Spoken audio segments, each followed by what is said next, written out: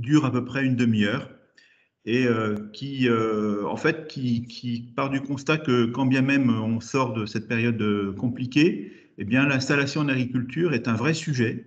C'est un vrai sujet qu'on a vu lors du premier confinement sur la question simple, enfin la question essentielle, mais qu'on traite simplement de la souveraineté alimentaire, avec un regard quand même de la population complètement différent sur l'agriculture, qui n'est pas d'hier du reste. Et donc, il nous a semblé intéressant de rentrer dans ces questions d'installation d'agriculture. Donc, on a une Vincent, demi... je vous coupe juste 2 petites secondes pour, signaler aux participants que, j'ai Oui, mis, un enregistrement en route. Donc, si vous ne voulez pas qu'on vous voie sur le replay, à ce moment-là, vous coupez vos caméras. Voilà, c'était simplement ça. C'est pour qu'on puisse vous envoyer derrière le replay, pour pouvoir, avoir les notes et la discussion de Vincent Bureau, quoi. très bien. Alors, donc nous sommes deux à Serre-France en charge des questions de développement, dans le sens où, effectivement, quand on nous sollicite, soit c'est nous soit c'est mon collègue Jean-Baptiste Reynaud ou moi-même qui prenons à tâche, ou ce sont les responsables d'agence ou les conseillers qui interviennent, hein. En quelques mots sur Serre-France, on a quelques particularités qu'il faut repérer. La première, c'est que nous sommes pluridisciplinaires, donc on intervient dans la compta, mais dans le conseil ou dans les conseils, le conseil d'entreprise avec des conseillers agricoles dédiés aux activités, et puis des conseils plus spécialisés comme le juridique, créer ou pas une forme sociétaire, l'installation sur le plan juridique, le conseil en termes de création, reprise d'activité, reprise d'exploitation, donc ça c'est le sujet du moment. On a aussi des personnes qui interviennent dans le pôle social pour l'établissement des fiches de paye, des permanents ou des salariés, et également en marketing, dans le sens où effectivement Emma Ars, qui est la responsable du développement, intervient aussi auprès de clients sur des questions de stratégie digitale ou d'élaboration de supports de sites ou de supports de contenu face à votre projet. Donc autant dire que Serre France, on est pluridisciplinaire et on intervient vraiment à 360. Alors on intervient sur l'Isère, même si les gens de la Drôme, ben, on a des collègues de la Drôme et on est à peu près dans les mêmes postures de domaine d'intervention. Et on pourra vous recevoir soit en visio, soit en visu, soit effectivement en agence pour explorer votre situation. Il faut savoir que Serre France, on est spécialisé, on a des compétences spécialisées. C'est en gros toutes les compétences, toutes les activités, au titre des activités qui relèvent de la MSA. Donc ça concerne l'agriculture, le sujet du moment, mais également l'environnement, la forêt, les professions équestres, le tourisme rural et plus généralement la question de la pluriactivité. Parce vous le savez, mais l'agriculture est très diverse et souvent on est amené à intervenir sur plusieurs sujets, quand bien même on a une activité agricole. Alors, s'installer en agriculture, faut savoir qu'aujourd'hui, on est sollicité vraiment il y a des nouveaux modes d'intervention. L'agriculture, d'abord, c'est l'exploitation d'un cycle végétal et animal, pour faire simple. Mais ce cycle-là ça se touche aussi la question de la transformation des produits et aussi la question de la pluriactivité. Donc, ça, c'est ce qui relève de l'agriculture au sens économique, hein. Les nouveaux modes de l'agriculture d'aujourd'hui, c'est des installations hors cadre familial, hein. Je pourrais faire un sondage auprès des participants, mais en général, on dépasse 50% en hors cadre familial, surtout pour les porteurs de projets. L'agriculture d'aujourd'hui, c'est une agriculture axée circuit court et filière, hein, notamment la filière volaille, la filière caprin ou des céréales alimentaires, par exemple. Donc c'est vraiment l'orientation qu'on repère avec quasiment toutes les installations toutes les installations d'aujourd'hui ont un domaine d'intervention en vente directe. Être agriculteur aussi, c'est s'exposer au regard des consommateurs et du public qui s'intéressent à vous avec bienveillance, mais aussi avec une touche exigeante. Et donc, faut être prêt à ça. L'agriculture d'aujourd'hui, c'est le biologique, c'est l'agroécologie, c'est l'agroforesterie, hein, où on a des projets qui touchent vraiment tout domaine, et donc c'est ces domaines-là plus généralement. Alors, le sujet du jour, c'est l'installation en agriculture. Bien entendu, aujourd'hui, on va être en une demi-heure, on va être généraliste, hein, et donc on va positionner des étapes. Et bien entendu, c'est avec des entretiens individuels que l'on repère la subtilité de vos parcours, hein. Mais globalement, l'installation, c'est 5 étapes, hein, qui sont classiques du reste dans tout système, puisque Serre France intervient aussi auprès d'artisans et commerçants. Donc on a ces 5 étapes. Une première étape, c'est l'adéquation homme-femme-projet. Donc c'est moi et mon projet, pour faire simple. La deuxième étape, c'est mon projet et mon marché, mon projet et mon foncier, mon projet et l'environnement d'exploitation, l'environnement des consommateurs. Voilà, c'est toute la question des études de marché et de l'impact de son exploitation ou de sa reprise au niveau de son territoire. La troisième et la quatrième étape sont des étapes techniques sur le prévisionnel, ou le plan économique, ou le business plan. Enfin, il y a des termes différents, mais qui désignent en fait le chiffre, hein. La troisième étape, c'est le modèle juridique, fiscal et réglementaire qui est associé à votre activité. Et la cinquième, c'est une étape qu'on a positionnée à la fin, et toute la question des aides et des financements publics ou privés qui sont associés au développement des exploitations, au développement reprise. Et on le voit, et vous le savez, à chaque étape, en fait, la question des aides est présente, hein. Notamment dès l'étape 1, vous pouvez avoir des financements publics pour avancer sur l'étape 1, l'étape 2 également, 3 et 4 également. Dans toute étape, on a des financements éligibles. N'hésitez pas au passage à nous poser des questions par écrit, voire prenez la parole si vous le souhaitez. La première étape, c'est l'adéquation homme-femme-projet, hein. Donc, c'est une étape personnelle, comme je le disais. Il y a besoin de se connaître, de connaître soi-même, hein, de connaître les enjeux de la création. Suis-je prêt? Que suis-je capable de faire? Moi et ma vie, où j'en suis dans ces questions-là.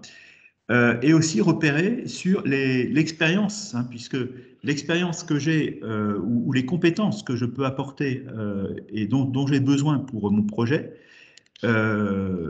et celles dont je dois acquérir, hein.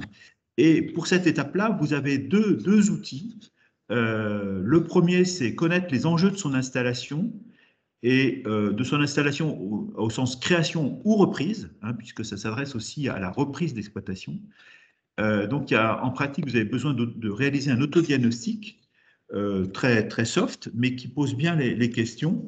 Et vous devez engager une démarche auprès du point accueil installation, ou le PAI, voire le point reprise d'exploitation. C'est un passage obligé pour justement engager la première étape, c'est son autodiagnostic, hein. C'est les chambres d'agriculture qui ont, dans le cadre de leur service public, qui proposent ce service, hein. Et donc, je vous encourage à engager cette étape auprès de la chambre d'agriculture, de l'Isère ou de la Drôme, pour ceux qui ne sont pas isérois. Dans cette étape, il y a aussi la question des compétences. Alors, soit vous avez les compétences par des diplômes agricoles ou des compétences autres que dont vous souhaitez mettre en avant et qui vous sont nécessaires pour votre projet, soit vous devez en acquérir. Et donc, toute cette question-là, vous engagez ce qu'on appelle un plan de professionnalisation personnalisé, le PPP, hein. Là aussi, c'est conduit par la Chambre d'agriculture dans sa mission de service public. Et c'est aussi une étape essentielle qui permet aussi de repérer les formations à faire aujourd'hui, de repérer les formations à faire demain, repérer les formations nécessaires pour bénéficier, par exemple, de la dotation jeune agriculteur, engager le stage 21 heures pour ceux qui souhaitent s'orienter sur l'aide publique à l'installation. Hein, donc, c'est une étape essentielle qui permet, encore une fois, de répondre vraiment à des questions personnelles de son projet et de ses compétences. Alors Vincent, vous avez une question Oui, d'Alexandre qui oui, demande si le PAI redirigera automatiquement sur un PPP. pas forcément, justement. Le PAI, c'est le passage obligé. Le PPP, c'est à réaliser si, par exemple si vous voulez bénéficier des aides à l'installation, vous avez un PPP à faire. Mais aussi, le PPP, c'est repérer des formations complémentaires. Par exemple, vous voulez acquérir une formation en transformation volaillère, bon, ou en fromagerie, bon, et bien à ce moment-là, lors de l'autodiag, vous pouvez effectivement identifier des élaborations, le suivi de formation. Alors, vous n'êtes pas obligé si vous installez sans les aides, vous n'êtes pas obligé de passer par le PPP. Mais par contre, on l'encourage fortement parce que c'est quand même un point essentiel ou un arrêt pour s'assurer des compétences dont on a besoin. Alors, je ne sais pas si j'ai répondu à la question de l'interlocuteur, mais on l'encourage effectivement de passer par l'étape du PPP. Et encore une fois, toutes ces étapes, excepté le point accueil-installation qui est vraiment le point zéro, peuvent être conduites en parallèle. C'est-à-dire, à côté de ça, vous pouvez engager une étude de faisabilité ou une étude économique, et parallèlement à ça, vous pouvez effectivement engager le PPP, le parcours professionnel personnalisé. Alors, la seconde étape, c'est une étape un peu, comment dirais-je, pour repérer, faire un diagnostic global de son activité, hein, notamment avec des questionnements sur l'accès au foncier. Si je veux être agriculteur, qu'en est-il demain pour trouver une ferme, pour trouver des terres, soit en propriété, soit en location? Il faut savoir que, par exemple, 40% des personnes qui s'inscrivent au PAI, au point accueil installation, abandonnent leur projet faute de foncier. Hein. Alors, le sujet du moment, ce n'est pas le foncier, mais il est important dans cette étape-là de faire un diagnostic général plus opérationnel pour repérer les fonciers, repérer les outils qui peuvent exister pour trouver du foncier. Il en existe plusieurs. Le répertoire des départs d'installation, le RDI, repérer aussi les offres de foncier auprès des SAFER, auprès aussi d'une association qui s'appelle Terre de Liens, faire un repérage du foncier disponible auprès de ses collectivités territoriales, donc auprès de sa petite région, rencontrer des cédants ou s'intéresser aux cédants, aux cessions d'exploitation sur son territoire, faire du porte-à-porte, voilà, se faire connaître auprès des communes de sa commune, de ses communes, hein. Tout ça pour effectivement engager l'accès au foncier qui est indispensable pour effectivement la création. C'est aussi pour les cédants, ceux qui veulent reprendre une exploitation, engager un diagnostic de l'activité qu'on va reprendre, notamment sur la reprenabilité de cette activité, les questions aussi d'évaluation du bien qu'on me propose, hein, donc avec la nécessité de conduire, encore une fois, un diagnostic global de l'activité que je vais engager ou celle que je vais reprendre. La troisième étape, c'est une étape plus économique qui consiste à établir son prévisionnel sur les 5 premières années. On engage d'abord le plan de financement initial, donc de quoi j'ai besoin et quelles sont mes ressources, hein, quand je crée, soit quand je crée tout de suite ou quand je vais créer progressivement. On repère bien sûr la question de la trésorerie, dont j'ai besoin au titre des 3 premières années. On produit le compte de résultat annuel qui, lui, bouge beaucoup entre l'année 1 et l'année 4. Et c'est important de conduire cette étape pour justement lever des financements bancaires ou des prêts d'honneur ou repérer la mobilisation d'argent personnel que je dois engager dans mon projet. Alors, trois petits zooms sur le prévisionnel. Il est évident que les besoins d'argent entre l'année 1, 2, 3 et 4, les besoins d'argent sont différents. Souvent, en année 1 et 2, on peut bénéficier du chômage ou on a des exonérations de charges sociales. On a souvent sur l'année 1 un modèle qui n'est pas du tout en place. Donc, les besoins sont différents. Et souvent, on a pour habitude de dire que la viabilité économique d'un projet, c'est surtout au titre de l'année 4. Du reste, c'est le critère qui est retenu pour la DGA. En agriculture, c'est pas aussi simple que une vente de commerce ou une installation artisanale. Dans l'agriculture, il faut tenir compte, c'est des banalités, mais il faut jamais l'oublier, de l'incertitude liée au cycle de production, la saisonnalité, les engagements financiers qui sont liés aux productions, les variabilités quantitatives et qualitatives des productions et des approvisionnements. Hein, donc tout ça pour dire vous avez besoin de repérer un petit peu les points morts, les minimums de besoins à couvrir et avoir aussi peut-être des plans de secours, des plans B sous la main pour faire face aux aléas de l'activité. Un point aussi qu'il ne faut pas négliger dans les prévisionnels, c'est la question de l'habitation, notamment pour les installations hors cadre familial, le financement de l'habitation personnelle. Est-ce que c'est moi, avec mon projet, qui finance l'habitation, ou c'est mon conjoint ou ma conjointe qui finance l'habitation? Je loue pas. Je loue au début, mais dans 4-5 ans, je suis amené à acheter ou à construire ou à aménager. Donc avec la question du budget personnel lié à l'habitation qui peut devenir important et au centre de beaucoup de choses pour les années à venir. Donc je vous encourage à ne pas négliger cette question. Je continue, n'hésitez pas à nous interrompre pour les questions. Le cadre 4, c'est un point sur le social, le juridique et le fiscal. Alors, on peut entreprendre de deux manières, soit en entreprise individuelle, soit en société, sachant qu'une personne seule peut être en société. En général, on exerce en EARL. Hein.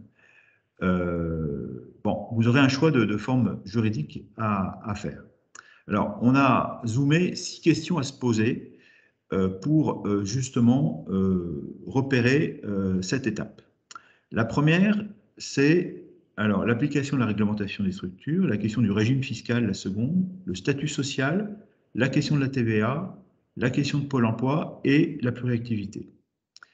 La première question qu'il faut repérer, c'est que l'agriculture se place dans un cadre réglementaire. Et là, je vous ai mis le texte. Hein. J'ai fait un copier-colle du texte qu'il faut lire. Toute nouvelle parcelle que vous souhaitez exploiter, soit dans le cadre d'une exploitation que vous achetez, soit un bail, soit une donation, soit une reprise, à titre individuel ou dans le cadre d'une société, doit faire l'objet d'une démarche au titre du contrôle des structures. Vous devez déclarer ou faire une demande d'autorisation d'exploiter auprès de la DDT. Vous êtes tous concernés, que les terres vous appartiennent ou pas. Donc ça, c'est une démarche qui est nécessaire avant ou pendant l'installation.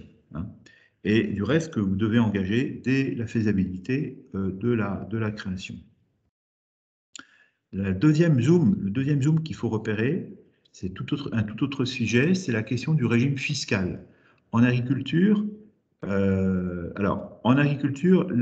l'IS, ce qu'on appelle l'impôt sur les sociétés, est peu pratiqué en agriculture. Donc, je ne vais pas m'étendre là-dessus, mais c'est assez rare. Et la plupart des exploitants agricoles qu'ils soient en société ou en entreprise individuelle, relèvent de l'impôt sur le revenu. Donc l'impôt sur le revenu se traduit par une absence de distinction entre le bénéfice de l'entreprise et la rémunération de l'entrepreneur. Donc tout est lié entre les prélèvements et votre revenu. Et dans ce modèle impôt sur le revenu, il existe deux régimes accessibles. Le premier, c'est ce qu'on appelle le régime du micro-fiscal. Votre revenu, il est déterminé selon un pourcentage de vos recettes. Pour simplifier, c'est 13% pour les bénéfices agricoles, 13% de la moyenne sur 3 ans du chiffre d'affaires. Ça, c'est votre revenu, hein, si vous relevez du micro-fiscal. Et il y a des personnes qui sont au réel.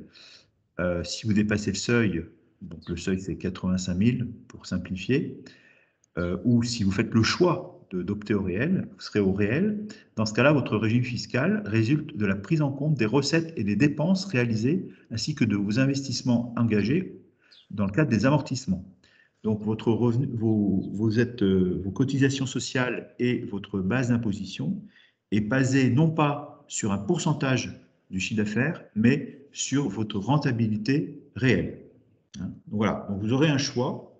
Deuxième choix à faire, du régime fiscal. Et notre job, c'est aussi de vous aider par rapport à ces choix. Le troisième choix, c'est un choix, il faut savoir qu'il pour être affilié à la MSA en qualité de chef, ce n'est pas automatique. Vous devez avoir une activité minimum d'assujettissement. Elle est déterminée selon soit le nombre d'hectares que vous exploitez, 8 hectares 75, soit selon le temps de travail, je simplifie, hein, soit selon le temps de travail que vous engagez pour votre projet, c'est minimum 1200 heures, ou selon le revenu que vous dégagez au titre de cette activité, 800 SMIC, soit environ entre 8 et 9 000 euros par an. Donc, si on atteint ces minimums, on est affilié à titre principal ou à titre secondaire à la MSA. Tant que vous n'avez pas atteint ces trois critères, qui peuvent être combinés du reste, hein, donc ça ne se fait pas comme ça, vous relevez quand même de la MSA, mais en qualité de cotisant solidaire. Hein. Cotisant solidaire, ça veut dire que vous êtes MSA, vous avez un numéro de SIRET, simplement vous ne cotisez pas, vous n'avez pas de droit, notamment à des prestations maladie ou une retraite ou allocation familiale, hein, au titre de la MSA. Vous pouvez bénéficier de ces droits, bien entendu, pour d'autres régimes. Hein. Et donc là, vous relevez du régime des cotisants solidaires. Être cotisant solidaire, c'est avoir des cotisations sociales qui représentent environ 26% du revenu, sans bien sûr protection sociale, alors que cotisant en qualité de chef d'exploitant à titre secondaire ou à titre principal, les cotisations sociales représentent environ 45% du revenu avec un minimum de 2 500 à 3 000 euros. Bon, ce Zoom 3 est important s'il faut repérer votre régime social qui du reste peut bouger, c'est-à-dire que là j'ai le cas actuellement d'une personne qui crée son activité agricole en tant que cotisante solidaire et qui progressivement va acquérir les critères, les niveaux pour devenir chef d'exploitation. Donc on peut tout à fait avoir des systèmes où progressivement on atteint la qualité de chef d'exploitation. Donc là aussi, ça fait partie des bonnes questions à se poser quand on crée ou quand on engage un projet d'installation en agriculture. Je continue. Est-ce qu'il y a-t-il des questions? N'hésitez pas. Hein. Ça va, Christine? Alors, il y aura des questions. Par contre, moi, j'ai proposé qu'on les pose en fin Pardon. Voilà. D'accord. Bon, donc on a à peu près 10 minutes environ. Hein. Le quatrième Zoom, c'est la TVA. Pour faire simple, en agriculture, dès qu'on dépasse 46 000 euros de chiffre d'affaires, on est de droit à la TVA. Si on peut tout à fait être, si on a des investissements et que pour autant on est en dessous de 46 000 euros de chiffre d'affaires, on peut opter à la TVA. Hein. Voilà, donc c'est un point à voir. Mais quelquefois, il y a des activités, notamment équestres, pour dire les choses, qui ont un chiffre d'affaires en dessous de 46 000. L'installation, ça s'adresse à toute personne, quel que soit son projet, et qu'il soit JA bénéficiaire des aides ou pas, hein. L'installation ou la reprise, c'est, voilà, j'ai un projet agricole, quel que soit le volume de chiffre d'affaires, je suis concerné par ça. Et on n'est pas obligé, hein, d'être à la TVA si mon chiffre d'affaires est en dessous de 46 000. Bon. Pourquoi je dis ça? Parce qu'il y a des cas où il ne faut pas l'être. Et deuxièmement, il y a des cas où il y en a besoin de simuler votre solde de TVA à partir de votre prévisionnel. Donc le prévisionnel aussi, il sert à établir le modèle économique, mais aussi à réfléchir aux questions fiscales, sociales, économiques et juridiques. C'est pour ça que le prévisionnel est toujours en amont de l'analyse fiscale, sociale et juridique de votre projet. Le cinquième zoom, c'est la pluriactivité. Vous avez une unité économique qui, par exemple, une exploitation agricole avec des fermes pédagogiques et puis un peu de transformation ou des prestations de services. Bon, ça, c'est votre unité économique, mais fiscalement et socialement, on a différentes réglementations qui s'appliquent, hein. Donc, vous aurez peut-être des activités qui relèvent de l'URSSAF, quand bien même vous êtes agricultrice, ou des activités qui relèvent des bénéfices industriels et commerciaux, quand bien même vous avez des bénéfices agricoles. Il y aura peut-être un secteur qui ne sera pas à la TVA et un autre à la TVA. Donc, tout ça pour dire qu'on doit faire un point sur l'application de la réglementation fiscale, sociale, essentiellement, et juridique à vos activités. Voilà, donc c'est la pluriactivité. Et là aussi, il ne faut pas négliger cette étape. La sixième étape est une étape liées à Pôle emploi. La plupart des personnes qui créent leur activité sont bénéficiaires de Pôle emploi, donc ce qu'on appelle le chômage ou les ARE, avec la possibilité qui se pose de cumuler ces ARE, donc son chômage avec son activité professionnelle, ou de bénéficier de capital Pôle emploi. Voilà, lors de la création. Vous aurez un choix à faire et notre job aussi, c'est de vous aider à faire ce choix. Le seul point, il y a quelques points de vigilance que je vous apporte. C'est, comme la plupart, tout à l'heure, j'ai dit que la plupart des activités agricoles relèvent de l'impôt sur le revenu.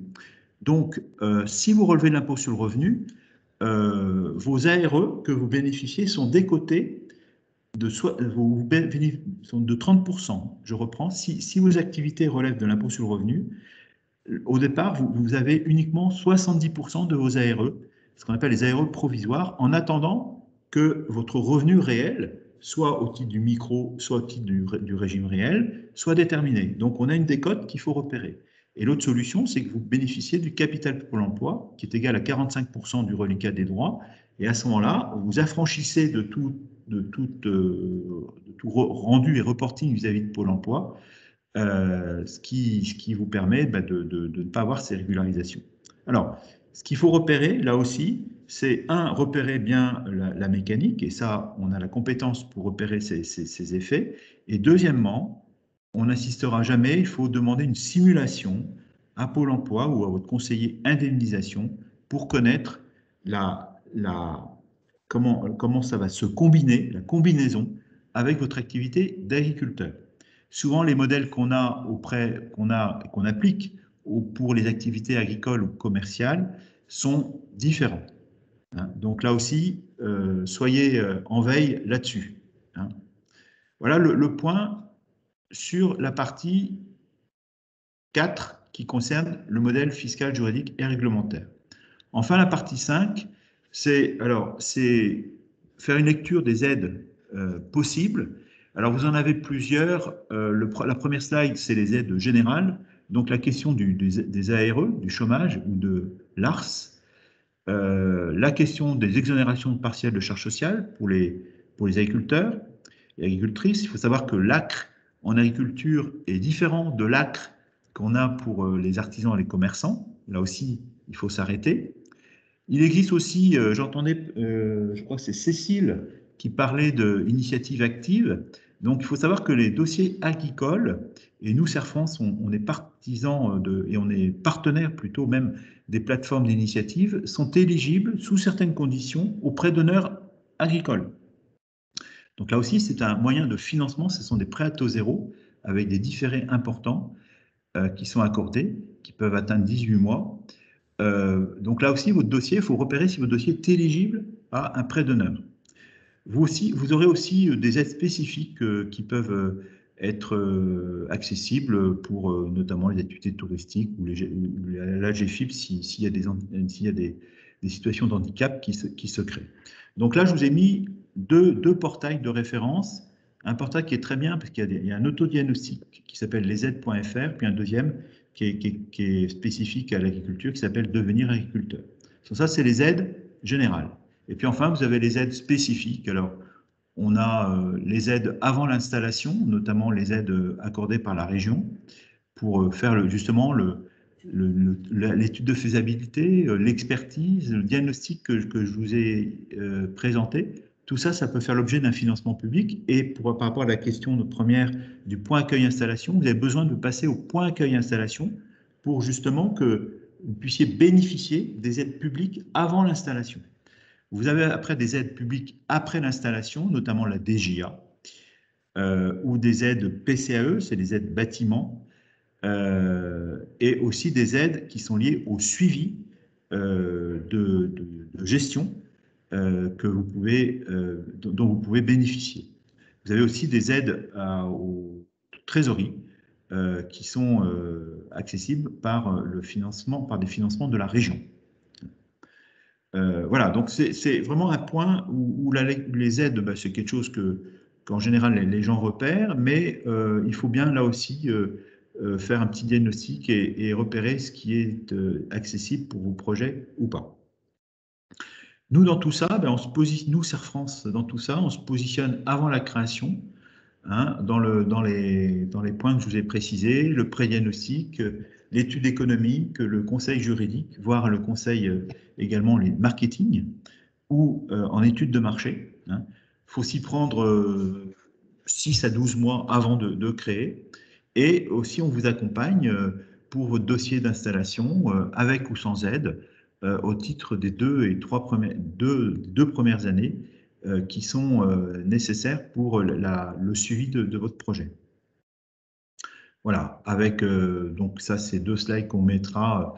Nous, on intervient dans le diagnostic et dans l'étude de faisabilité. Serre France est agréé pour engager ces prestations, y compris en expertise, par exemple expertise juridique ou expertise commerciale.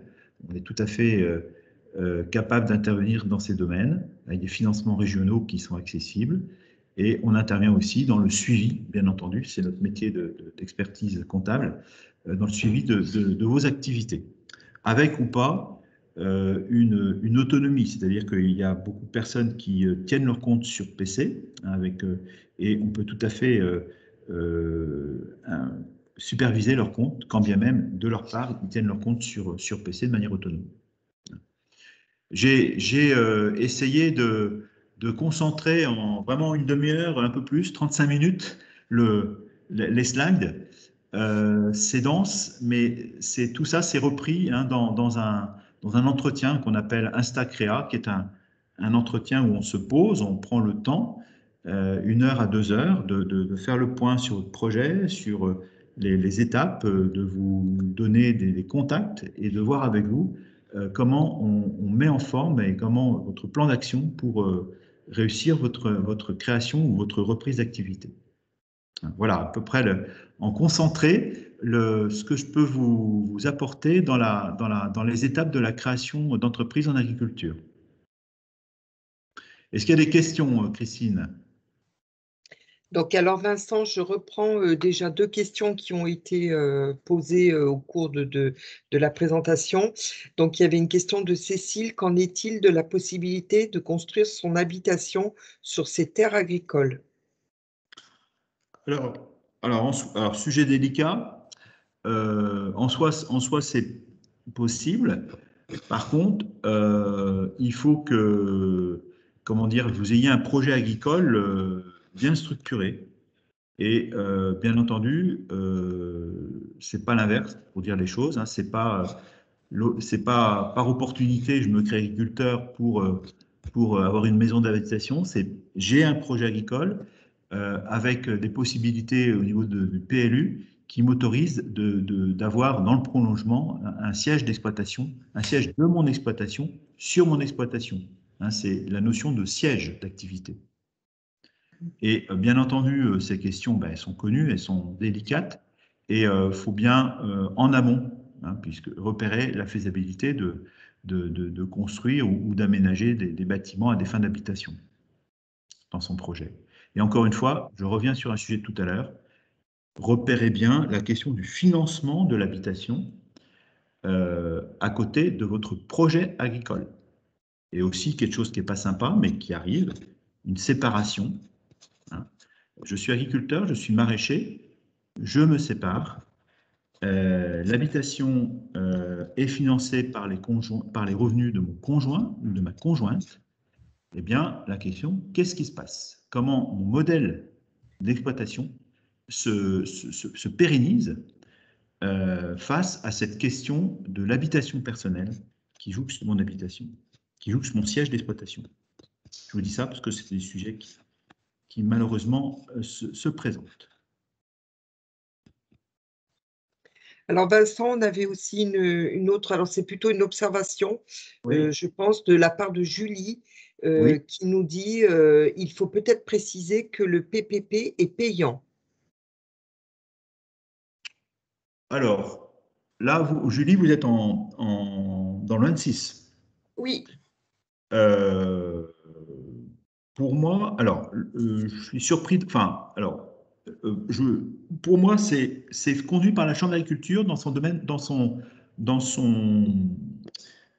sa compétence. Ouais, je trouve pas le terme de service public. C'est un service parce que la Chambre d'agriculture a un financement public pour réaliser les PPP. Donc pour moi, c'est gratuit. La seule chose, c'est qu'il peut y avoir des frais. Je sais que bon, on a une Pour le situation business plan. où c'est Ouais. payant de 100, autour de 100 à 150 Oui. euros, mais ce n'est pas un budget qui dépasse ce montant-là. Pour le PPP. Oui, oui, on est d'accord. Oui, oui, non, mais c'est pour préciser pour des gens, si jamais il Ah faut oui, qu'ils sont dans leur budget oui, s'ils sont dans la réflexion de savoir qu'il y a. il y a une prise, il y a un reste à charge. C'est ça, Oui, vous pensez au reste oui, à c'est charge. ça en fait. Ouais. Alors, c'est vrai aussi pardon, je reviens sur la slide. Voilà. Le diagnostic global et l'étude de faisabilité, ce sont des études lourdes, hein, parce que on voit enfin, c'est des études lourdes et c'est normal puisque c'est des projets de vie quand même. Donc ça, c'est financé à 80% par la région, Aura, qui du reste, les financements sont accordés quand on passe au PAI. Donc la question première là, du participant était très pertinente. Il y a une obligation de passer au PAI et ça vous donne ce qu'on appelle les droits pour bénéficier des financements publics, notamment pour ces deux phases, les deux actions, le diagnostic global et l'expertise. Alors, pour faire simplifier, le reste à charge par le porteur, c'est environ 20% de la somme. Oui. Donc, ce qui représente, ben là, attendez, j'en ai un sous les yeux. C'est environ, pour la faisabilité, si vous voulez, le reste à charge, pour le pré-diagnostic, pardon, le reste à charge est autour de 180 euros TTC. Et pour l'étude de faisabilité, le reste à charge est autour de 420 euros TTC pour les deux parties, diagnostic global et étude de faisabilité. Pour l'expertise, ça dépend un petit peu du type d'expertise que l'on conduit. Là aussi, il y a une prise en charge de 80% par des fonds publics. Voilà. Est-ce que j'ai répondu à votre question, Julie? C'est à peu près ça de votre Alors moi, côté. c'était pas une question, c'était pour informer les gens en fait Ouais, que c'était qu'il y avait un reste à charge, que c'était payant. voilà. Après, moi, j'avais ma question personnelle, on va dire, c'est que moi, les étapes de mon projet, en fait, c'est plutôt les questions, ce serait plutôt dans quel ordre je commence, en fait. Est-ce que d'abord je crée mon EIRL et après je déclare à la MSA et après je fais ma demande d'autorisation d'exploiter? Ah non, Ou non, non. enfin, dans quel sens les trois, en fait, Enfin, j'arrive pas à me dire dans quel sens commencer. c'est avant tout votre projet. Donc, c'est la faisabilité. Alors ça, c'est fait. Mais Comment? maintenant, enfin, la faisabilité de mon projet, elle est faite. Oui, Elle est mais si vous voulez, concrète. voilà, à un moment donné, vous devez avoir un entretien avec, alors je ne sais pas si vous avez un conseiller projet qui vous entoure, qui est à côté de vous, mais vous devez avoir quelqu'un, alors soit vous y allez, soit vous demandez à la MSA, voilà, j'ai ce projet-là, est-ce que je serai cotisant solidaire? Vous, c'est en société, donc c'est bon. Mais pour de manière générale, est-ce que je suis cotisant dans mon projet? Est-ce que je suis cotisant solidaire ou je suis cotisant exploitant tout de suite? Je crée une EURL. Mon autorisation d'exploiter, il faut la demander avant la création, si vous voulez. Les Voilà, autorisations. c'est ça que je voulais savoir. D'accord. Oui, mais donc si vous voulez, c'est toute la question de la projection. C'est ce qu'on appelle, nous, le diagnostic, hein, le pré-diagnostic. À un moment donné, ben voilà, je fais ça, il faut aller au bout. Soit vous avez un conseiller projet par un conseiller Serre-France ou un conseiller chambre qui vous accompagne par rapport à ça. Ou si Mm. vous le faites seul, eh bien, il faut aller à la pêche aux infos, comme on dit, à la DDT, à la MSA, au CFE de la Chambre, puisque dans leur mission de service public, pour la création de votre activité. J'ignore vos activités, mais si vous avez une activité de commerce ou accessoire, ben, qu'est-ce que ça C'est la donne? vente directe de poulet de chair, en fait. Bon, ben là c'est compris dans le cycle agricole. Hein. Oui. Et bon, si vous voulez, j'en sais rien, bon, vous faites de l'abattage pour des tiers, par exemple, ben ça, c'est pas une activité agricole. Donc, il y a un petit zoom sur la TVA, sur le régime fiscal. Bon.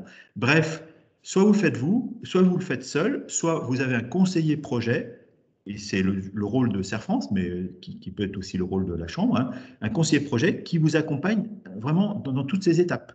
Mais encore une D'accord. fois, faut pas créer une société et ensuite se poser les étapes, les questions. Ça, c'est. Alors, il y a peut-être une opportunité qui fait que, et puis vous savez exactement où vous allez, donc quelquefois vous avancez, mais pour les gens qui nous écoutent, notamment qui sont vraiment au stade de l'idée ou de la recherche, il faut vraiment engager ça à l'avance, hein, avant de créer, c'est une évidence. Hein. Même cotisant solidaire.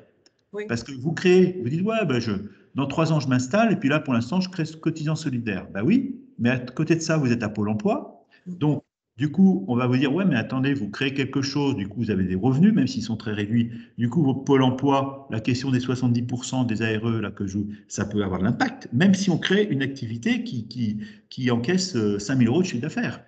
Ce qu'on veut, c'est voilà, c'est en amont repérer tout ça. C'est pour ça que nous, notre conseil, c'est effectivement de créer, enfin de se poser, pardon, en gros 6 mois avant, 3 à 6 mois maximum. Le prêt d'honneur aussi, par exemple, vous parlez de, c'est vous, hein, Oui.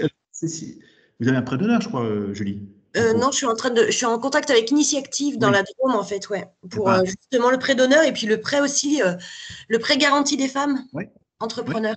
Mm. oui, tout à fait. Mais ça se fait, bien sûr, avant de créer. Oui, Voilà. d'accord.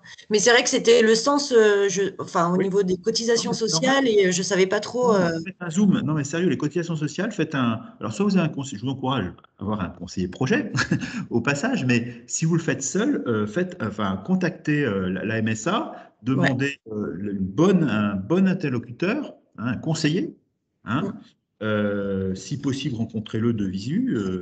Bon, en Isère, je connais une dame qui est vraiment qui fait ce qui fait ce job admirablement bien. Et elle reçoit les créateurs en disant voilà, vous êtes cotisant solidaire, c'est surtout la question de cotisant solidaire, ça impacte ça, vous serez à titre principal, donc tant d'années, ça impacte ça, c'est très important. Bah Le- oui, c'est ça en fait, ouais. Il faut que j'aille à la MESA parce que moi je serai ouais. exploitant principal. Donc, Oui, sérieux, vous avez d'autres revenus, peut-être, sérieux, et ouais. puis vous êtes en ERL, donc il y a la question du régime En fiscal, EI, hein, de l'ERL. EIRL. Ah, EI, Ah oui, en EIRL. Alors, ce qui est très rare. oui, mais c'est parce En que fait, c'est le EIARL. Le terme, c'est entreprise individuelle agricole à oui, responsabilité. pardon. C'est très rare. Alors là EIRL. aussi, alors je ne voulais pas le traiter le sujet. Avec l'option IS en plus, je prends. Ah, Vincent, mais- je me permets d'intervenir, Vincent, puisque oui, j'ai dépassé le champ. Tout alors à fait. déjà voilà, et puis il y avait une question de Monsieur Poncé, et je ne Oui. sais pas si vous avez totalement répondu à sa question. Alors je vous la repose. À partir de quelle étape de notre démarche d'installation peut-on faire appel au CERF France pour l'accompagnement à l'installation en parallèle du suivi de la chambre? Du suivi, eh bien, je dirais à toutes les étapes, sachant que, bien entendu, Si vous avez un suivi de la chambre, on prend note de ce suivi et notre idée, c'est de repérer les points qui sont spécifiques à Serre France, notamment le fiscal, le social et le juridique. Sachant que si le suivi est fait par la chambre avant ou après la création, ça nous convient. Hein, l'important, c'est que vous preniez la compétence de Serre France dans les points techniques. Et là, effectivement, pardonnez-moi, j'ai un peu glissé avec Julie, mais là, véritablement, en écoutant Julie pour Julie pour l'exemple, là, il y a plein de points techniques qui nécessitent un appui de Serre France, mais dans notre côté technique, d'expert comptable. Hein. Et encore une fois, on peut avoir plusieurs interlocuteurs. L'important, c'est qu'on se connaisse, qu'on se repère, et l'important, c'est qu'on avance, et que vous, si vous, porteur de projet, vous donniez le tempo. C'est très important. Mais c'est le plus tôt possible, ou ponctuellement, si vous voulez. Okay. Est-ce que j'ai répondu aux questions? N'hésitez pas, hein, vraiment. Alors, M. Poncet est en train de répondre. Oui, voilà, il vient de répondre. Merci pour votre réponse. Bon, parfait. Est-ce qu'il y a d'autres questions? Sinon, on va vous laisser. Et avec Christine, on a prévu effectivement de vous envoyer la présentation et le replay de la présentation également.